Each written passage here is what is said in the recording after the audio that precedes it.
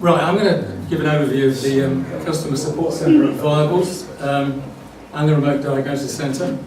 And I was going to ask who used to work at the CSC or in RDC, but we've had that show of hands. And I'm going to kick off in a minute with a video, which was the customer video that was introduced about 1985, that runs for about 3 minutes. The sound quality is not good, I'm afraid, but you'll get the drift.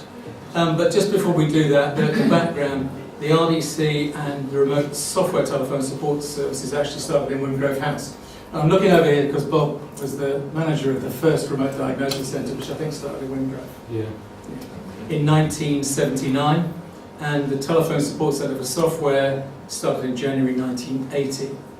And in June 1982, Viables opened. And I'm going to, after the video, I'll give you a bit beyond 1982. I worked in the CSC from 1983 to 1992, and most of what I'm going to cover is that period, but we will cover the rest as well. So now, not being used to apples, you're going to have to bear with me when I get this video working.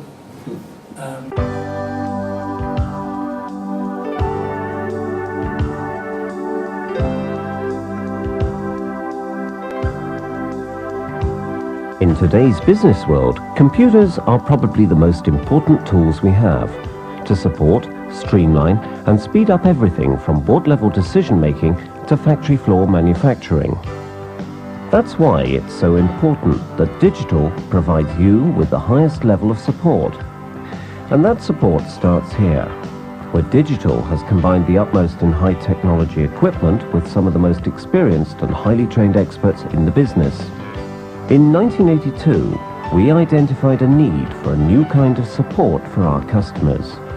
Not just engineers at the end of telephone lines, but an entire building and an entire team of friendly, approachable people working around the clock to give customers fast answers to any hardware or software questions they may have. Few other information technology organizations can offer these standards of support anywhere in the world.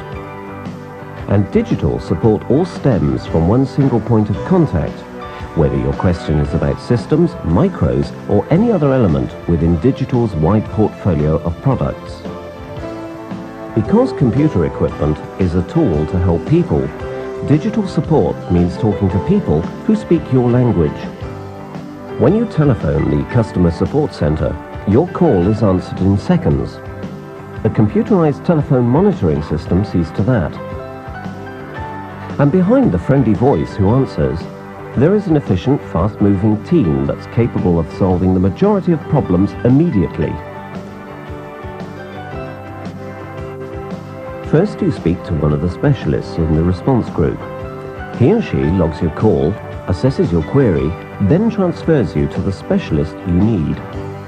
That person is an expert on your problem, and often between you, you can solve that problem on the telephone, even by remote diagnosis with your system linked by phone to digital's diagnostic equipment at the centre. And should your problem need a personal visit, the expert you talk to will arrange for the right specialist to go to your premises within hours, with the right spares and the right equipment to solve the problem quickly. But there's a lot more to support than solving problems at digital's Customer Support Centre. Support the digital way means helping you to make the most of your investment. Here is where you really begin to appreciate the value of digital's hardware and software warranty, which includes free of charge the use of the Customer Support Centre. From this unique building, digital's friendly team of specialists have a world of computing experience and knowledge at their fingertips. And beyond this building dedicated to supporting you and your business, there is a worldwide database of support information which can be reached within seconds, from a network that reaches all over the globe. That network is founded on the experience and practical business knowledge that we have built up over the years. Day or night, we can provide you with the most comprehensive and caring support in the industry.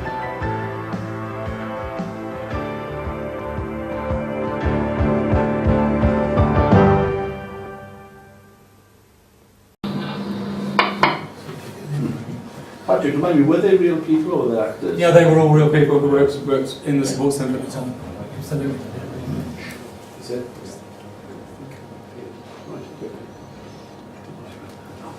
So, anybody remember seeing that video before? If you, I mean, I must have sat through 100 customer presentations with that particular video. Okay, so what I'm going to cover is a light-hearted view of the support centre with enough history, I'm hoping, that makes it worthwhile. I will do some techie bits, and I'm looking at Bob because I know he's got a brochure in his pocket about the remote diagnosis centre, so do correct me if I make a mistake.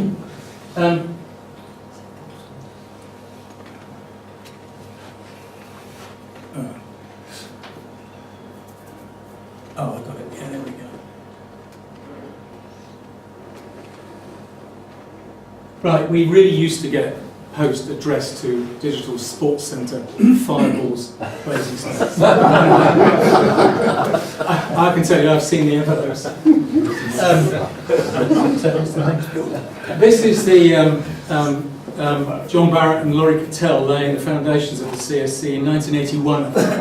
And Jeff Rees has already stolen my line, but because I was going to say it's a fairly typical picture of viables at work picture with 2 people working and 25 people watching.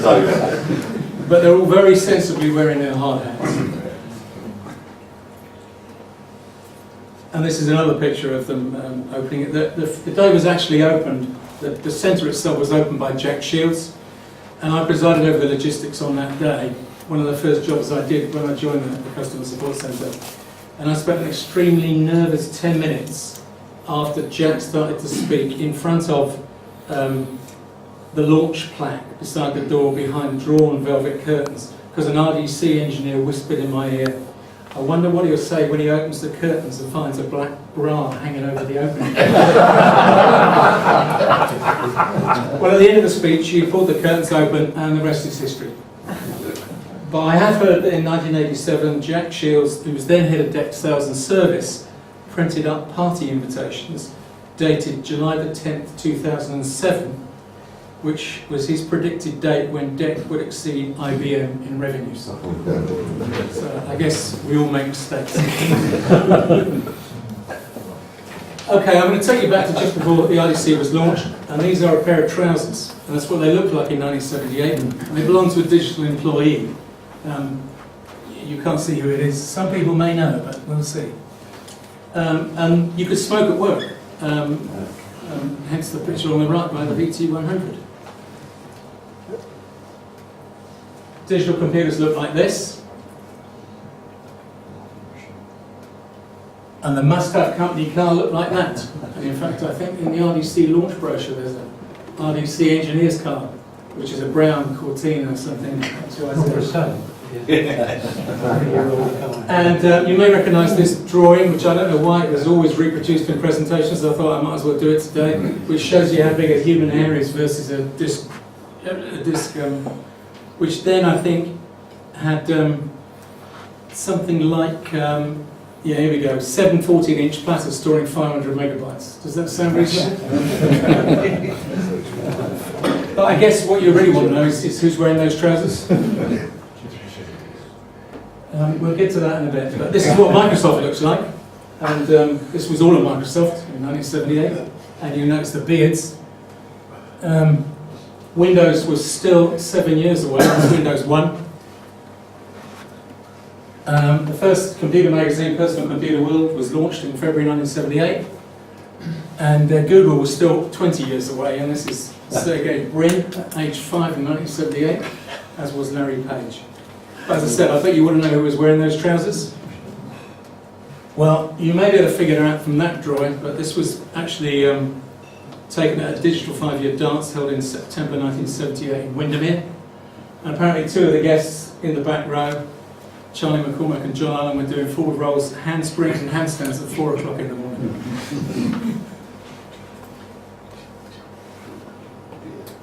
Yeah, I can see some people have recognised the picture. Okay, this is a picture of Jeff Crew that was used in the press launch for the Remote Diagnosis Centre. Jeff's on the left pretending to be a remote diagnosis engineer, and I'm not sure who he is on the right. Do you recognise them, Bob? Terry Walden.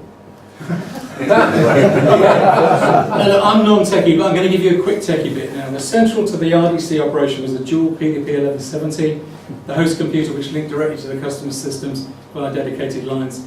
The host system held all the details of the customer, configurations, service history, revision levels of hardware and software, with 3 PDP-1104s that acted as that controlled the automatic dial-up and the communication. And the host computer controlled all of the diagnostic programs under the control of the remote diagnosis engineer. One RDC engineer reflected on an RDC call fairly early on, and he said, and these are his words, my favourite memory is of the day when I was assigned to a VAC somewhere in the north of England that had hung completely unresponsive. After inspecting the output of the standard automatic scripts, I began examining memory locations and register contents with the VMS microfiche displayed on an optical reader beside my terminal. And this is not an optical reader that a 25-year-old would understand as an optical reader, by the way. It's a big screen with a light underneath it and a magnifying glass. Finding the processor was hung at a given hardware interrupt level, I was able to determine that a specific fuse had blown in a particular tape drive and vectored in a field service technician to change that fuse. The whole system immediately came back to life. Poor design perhaps, but we notified engineering of the send room, but excellent diagnostic capabilities. So Jeff and his colleague were working on an LA120, which I think was selling at about £1,000 each in 1978. I think you had to buy lots of 100. And I think dial-up rates at that time were between 300 and 1200 baud, if you were lucky. Okay, the nation's computing press were attracted to Basingstoke, reluctantly, with offers of free drinks on the morning train from London, and maybe the expectation that remote diagnosis engineers would look like the lady on the left. A real RDC engineer is on the right, but I'm not sure they are a real engineer. I think they might have been a marketing specialist. The lady on the left was a US brochure. Was it? Okay. Now here's some pictures of real RDC engineers on the left. What they're wearing was not normal attire for the CSC, let me tell you, except on Christmas Eve, and everyone in the CSC used to wear fancy dress on Christmas Eve.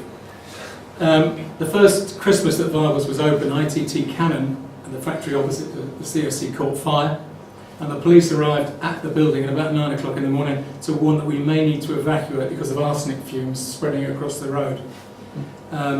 The evacuation plans were discussed with Jeff Crew, who was dressed as a pirate, and also another manager dressed as Mrs. Cutout from Monty Python.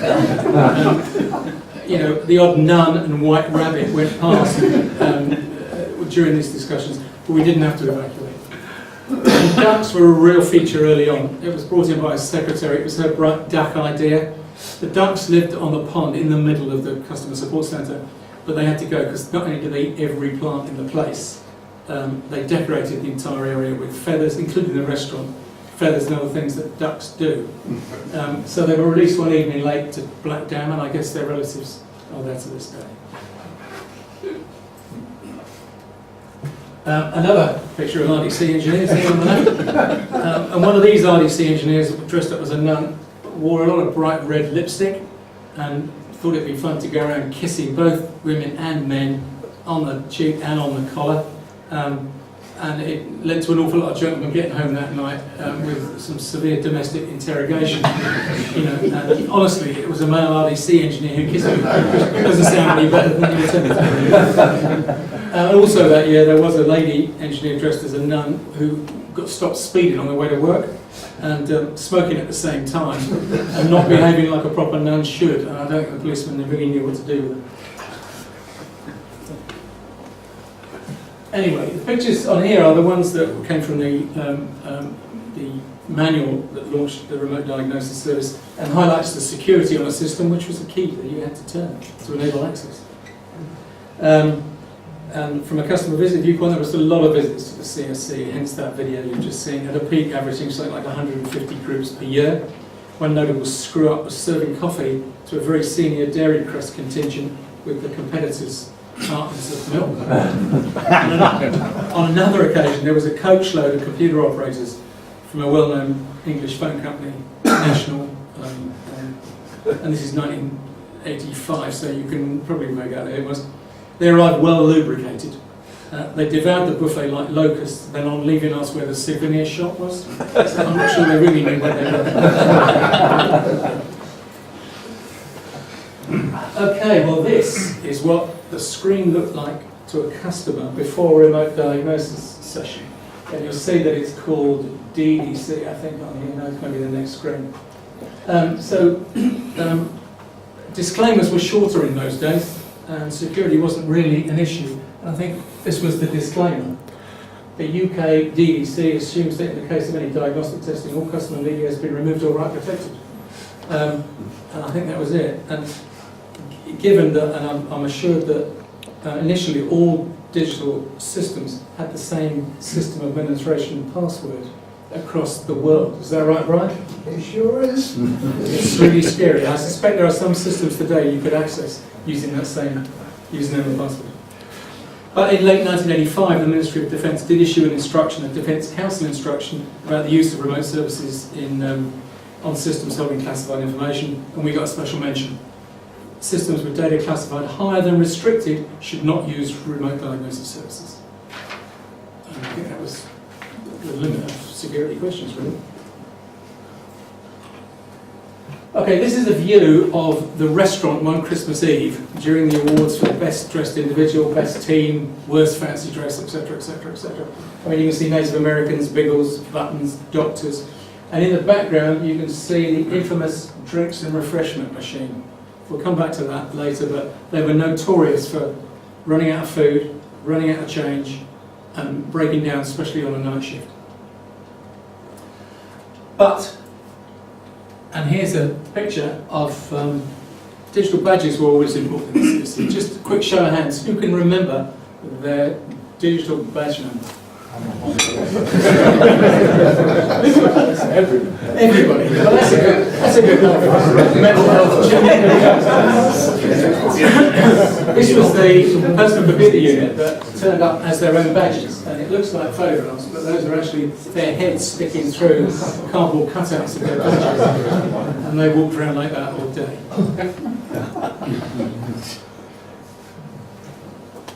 Now, as the CSC was open 7 days a week, 24 hours a day, and was heavily used, the wear and tear on the building was considerable, and facilities managers had to work hard just to keep up, frankly.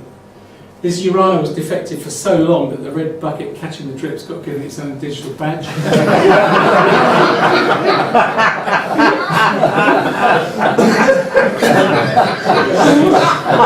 With the picture of the bucket. But many of the problems were associated with the restaurant because it was used so often. The opening times were always a problem. Please open earlier, please open later. Unreliable vending machines were a nightmare. One of the most unpopular things was when they cancelled the takeaway cartons because they cost 11p each, which meant that people couldn't go and get their food and then take it back to their desk and continue working on the call. That wouldn't go down well. But the volume of bacon rolls sold between 7:30 and 8 in the morning was unbelievable. The chef kitchen was also a bone of contention, and for those that can remember, they were similar to the state of the students' kitchen in a shared house. It was a disgrace, really, with yellow stickers on the, well, I think yellow stickers were invented by then, but on the fridge and on the bottles of milk. But in 1989, the CSC had a £250,000 refit, which included the addition of an uninterruptible power supply, which we used to test regularly, but I'm not sure worked perfectly, but it was certainly there. Refurbishment to the restaurant, the customer visit area, the CSC manager's area and reception. The central call desk and shift kitchen were totally rebuilt with new curtains, furniture, lighting, decor and flooring. It was just completely rebuilt. And I guess that was after 7-8 years. Oh, I've got one too many. This is the only organisation chart you'll see this evening, and it's the only slide that's not a photograph. This really is just the general areas of the customer support centre over time. You had call handling and operations at the beginning, you had micro or PC systems on the left, and system service on the right, including remote diagnosis, and field and product support at the bottom. And I'm just going to run through briefly those three kind of levels to give you an overview, but not too seriously. Okay, this was one of the customer support centre managers, Jim Abbott, sadly no longer with us. Other CSC managers have included Brian Lowe, Ray Ursel, Jim Lynch, Pete Donovan and Jeff Hick. You can see Chris Bishop, dressed as Bishop, and actually Barry Crossford as a monk. One of the CCD once brought a dog in on the night shift because they couldn't get their dog sitter.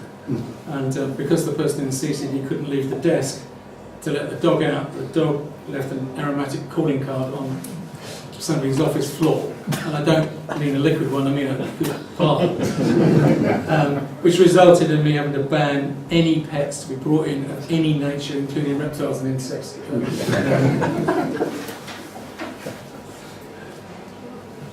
And here is Ian Smith was at the meeting, I think at the nearby Holiday Inn, just by the CSC, presenting Jim with a gift, which I think, from memory, was a very expensive bottle of port, which even in those days was 80 or 90 pound a bottle. At one of the first all-employee CSC meetings, Jim challenged all at the meeting. He said, "I bet £20 that no one here could stand up and say, I know the names of everyone in the room." And there was about 150 people in the room. And one of the software specialists stood up and said, "I know the names of everyone in the room." And Jim said, "No, you don't." He said, no, I don't. But you said, "I'll bet you know when to stand up and say it." Jim was a real nightmare to fly with. If you've ever flown with him, what happens is this. You get to the desk, and the girl says, "Did you pack your own bag, sir?" And Jim would go, "Of course not. My wife packs my bag." And then, of course, you go for 20 minutes waiting for the security checks to clear through. So the managers, this is the corner of what was called Sleepy Hollow, which was where the CSC manager used to work. And it was called Sleepy Hollow quite openly, wasn't it? It was referred to as Sleepy Hollow in the meetings. And this is the Customer Support Centre's manager secretary on the phone. And I can remember two particularly memorable phone calls after CSC nights out, including one from the Holiday Inn in Basingstoke. "Please, can you come back and move the 6-foot stone statue of Venus back out of the toilets?" Now, I actually contacted the Holiday Inn earlier, and they wanted to point out that if anybody was thinking of going down there and repeating the trick of moving Venus from the front reception into the toilets, the Venus is no longer there. The other one was from the Elcott in Newbury, where they rang up and said, "Where is the antique bronze statue of Eros that used to be in our foyer?" I don't know why these things happen, but they did. I said earlier that everyone dressed up in fancy dress on Christmas Eve, but actually this wasn't voluntary. I arrived one year without fancy dress and was forced to don the white dress you see me in here. It was brought specially for me. And you can also see Chris as a pirate and Barry Crossford. Interviews, often, twice in my experience in the Customer Support Centre, were hijacked by colleagues and secretaries who used to introduce a stripogram into the interview schedule. And what would happen was that the young ladies used to participate in the interview as being serious interviewees, and then go, "Oh, it's hot in here, isn't it?" and start taking their clothes off.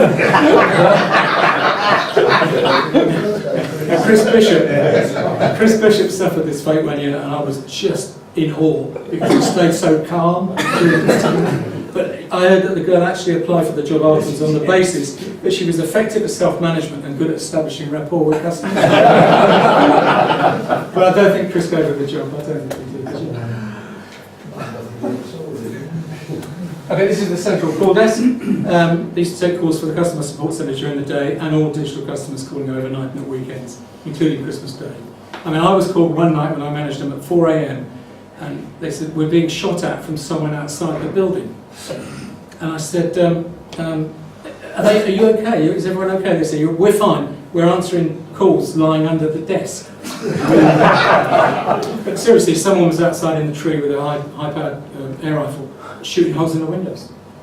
They dispatched 2 RDC engineers to chase them off, I think, and called the police, and we had to replace the windows the next day. The Customer Support Centre was one of the first call centres in the land to have traffic lights to show telephone calls waiting, much hated by staff. I did that. And it wasn't available from the manufacturer. What happens was that a guru in regional support built a hardware interface to the telephone system to display it, and we used to analyse reports using digital data tree. If anybody used to remember that.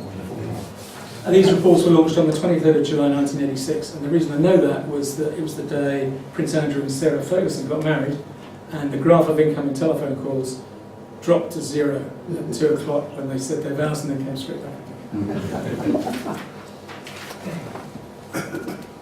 Okay, here's 2 office smokers, here and here. Smoking wasn't banned in the offices in digital until about 1989, but I don't know when. It was certainly in the US in 1989. Some of the unusual calls to the CCD included the Bristol police call of a digital terminal specialist phone because its alarm was going off. A pregnant lady who called from Switzerland to ask CCD to contact her husband, who was on a digital training course somewhere in the UK because she'd just gone into labour. The third one was an engineer who called to say he was trapped in the Philippines in the middle of a Muslim uprising, and could they help to get him out of the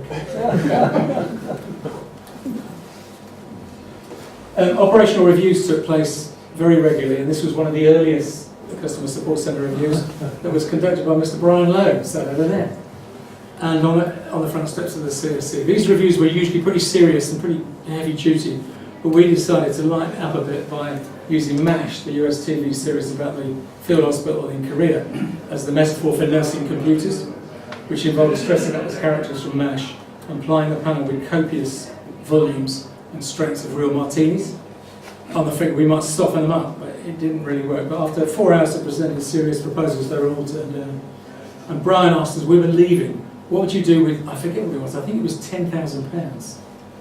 And we just said, well, why don't you give every CSC secretary a DeckMate word processor, which is what you did. So thank you for that.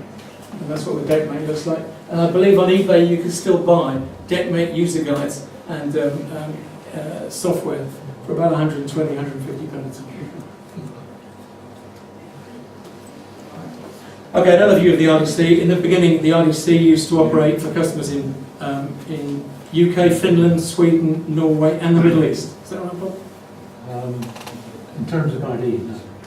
We used to do RD in Norway. I know that for a fact. That was initial brief. Yeah, Nordic countries. Nordic. UK. And they were eventually customer support centres were set up all over the place, but the main ones were Colorado and Valbonne, Basingstoke being the second to open after Colorado. And later the remote hardware monitoring service, which undertook semi-automated remote monitoring. That was a real problem for me one day. There was an error on the database, resulted in us dialing a blind man automatically as part of the remote hardware monitoring service every hour between 2 a.m. and 8 a.m. for 3 months. And they eventually traced the number, and we visited him to apologise, and we paid his telephone bill for a year by way of compensation. This is one of the member of the microservice group getting his award for the Caveman Best Dressed competition. I'm not sure what the young lady is goosing is doing now, but at a summer, we used to have summer fun nights as well, and they were held in the garden in the centre of the building. And there was a notable event when 5 gentlemen mooned the audience in the garden from the men's toilets. And the owners of those 5 naked bottoms can never be named, as they took a solemn pledge of secrecy. And you'd be pleased to hear there's no photographs available for that particular event. In 1982, after the launch of digital PCs, the Rainbow Professional, the Customer Information Centre was opened at the CSC in Viables, providing hardware, software and application support on PCs. And this brought a lot of innovations to the CSC generally. I think they were instrumental in leading digital's customer services into the multi-vendor customer support services market, culminating in digital opening a call centre in Dublin, providing warranty services on Microsoft products in 1996, earning some $40 million a year.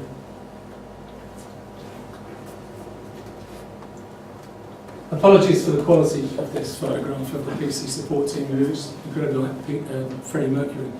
He was tricked into coming one Christmas Eve dressed in a tutu on the basis that the whole team would be wearing tutus.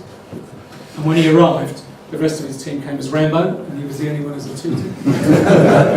And the next year, against all odds, another member of the team was similarly tricked, arriving as a Citrinian schoolgirl, while the rest of the team were dressed as Hare Krishna worshippers.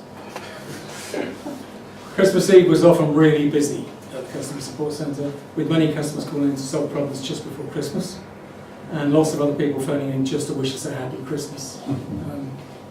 And Chris recalls coming in one Christmas Eve to see the whole of the VMS team furiously answering software calls, all dressed as characters from the Rocky Horror Show. Okay, so support. these are 6 of the best, which I think is a while back. All of these have just passed their Product Support Engineering Review Board to achieve one of the highest technical levels in field service. The names changed a lot. They were called Field Support, Product Introduction and Support, Product Performance, Technical. They used to do all kinds of things. And also Product and Technology Group. But these were the real technical gurus, technical 7s and above. And there was quite a lot of rivalry between these senior people, between TOPS 10 and 20 and VMS, PDP 11s and VAXs, etc. The last resort for the Tele Support Service too, which was introduced to give support to engineers. And they often got elaborate customer trips, often overseas, but they really had to take these really rigorous technical interviews led by an even smarter guru than themselves. And for largely non-technical people like myself, if you asked them a technical question, you often resulted in losing track within seconds of the answer. But one CSC manager, who's not here tonight, used to ask support engineers to specifically give him current, he used to call them techno nuggets, small pieces of technical information that no one else would challenge. So he could repeat them at management meetings to impress his peers and the manager. So that ends the section on the various groups within the Customer Support Centre, but there are some other events I just wanted to make you aware of. There was the Digital versus IBM cricket match. IBM paid for the trophy, which was the casket on the right. Unfortunately, no picture that I could locate, the remains of it, which contained the ashes of the crescent. It was known as the Ashes. I mean, in dubious taste, because it took place within 3 months of the Ashes, the crescent burning down. We beat home, by the way. But the cricket match was the cricket team was quite active, and there used to be internal cricket matches, upstairs versus downstairs. Downstairs tend to be, as I said, Sleepy Hollow, customer presentations, non-technical. We also used to hold an annual Christmas party for CSC employees' children, and I'm not sure if this was the benefit of the children or the benefit of the employees to dress up. And some of them are positively scary for a Christmas party on the line. And in the summer, there were summer fun days in the Central Garden, where the game of rock jumping was invented by Stuart Taylor, who managed the Customer Information Centre. The aim of the game was to jump from the side of the pool to the central rock, which must have been, I don't know, 2 metres, 3 metres, 2 metres, and then off again before the fountain, the intermittent fountain, soaked the participant. Of course, it's even harder when you've had a couple of beers.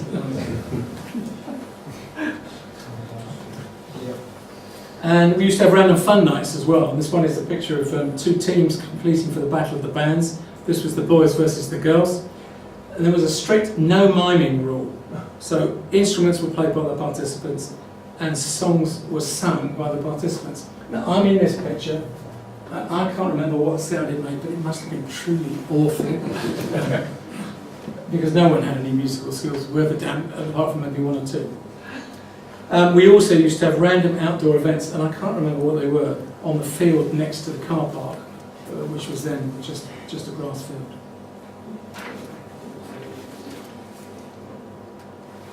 This was on a fun night, which is Mike as a contestant in on a sketch based loosely on Cyril Black's TV show Blind Date.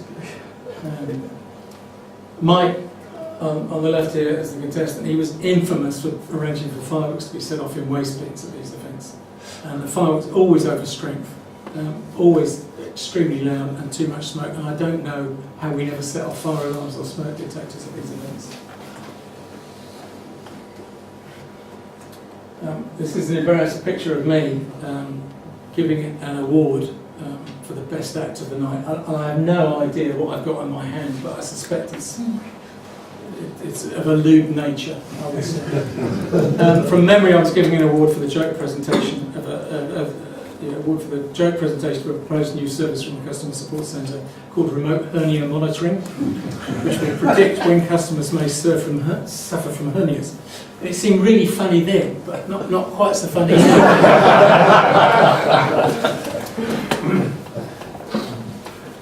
Yeah, and these 2 gentlemen, I don't know their names, and it's probably a good thing I don't know their names. But balloons always used to figure very strongly. I don't know why, but balloons were always used. This one, from memory again, was a dance loosely based on the sand dance from Wilson, Keppel and Betty. You know the one maybe. But during the dance, a whole bunch of balloons got burst. And I think they, I think they won the prize that year too. But I think this is the most iconic picture I've got for the Customer Support Centre. You've got Jim Lynch on the right dressed as Noddy, and you've got Chris Bishop on the left dressed as Renier 12 from Hello Hello, I think it was. And a PC support specialist as the Flasher. Now, I did email him to say, can I have your permission to use the photograph? But he never replied. So I figured, what the hell? I'll run it anyway. So, that's the CSC. They added tow support, and in 1984, 1995 the field and product support split, but in 1998 it closed. And the 395 people based there were transferred elsewhere, many to Deck Park. And are now sadly demolished, but still looks like a bomb site, appalling. But I think computer customer services must have seeped into the fabric of Viables in the surrounding area. Because today, it's a building that looks like a fort, but it provides secondary support to the main data centre in London for JP Morgan. And it's a live backup facility that would operate immediately should the London centre for JP Morgan fail. And that field next door, we used to have fun night, that's now fun events. It now houses Imtech, which is the large Dutch ICT services. So it's still doing customer services, whilst Deck Park is still a bomb site. So that's the CSC, basically. Thank you very much.